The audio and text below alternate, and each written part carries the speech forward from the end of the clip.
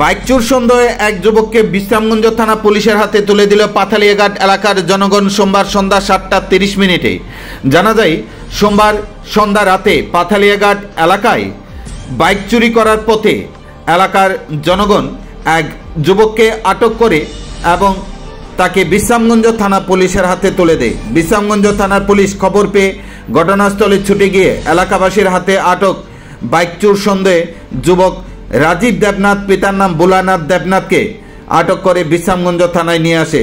বর্তমানে বিশ্রামগঞ্জ থানা পুলিশের হেফাজতে রয়েছে। বাইক চোর সন্দেহে এলাকাবাসীর হাতে আটক চোর রাজীব দেবনাথ।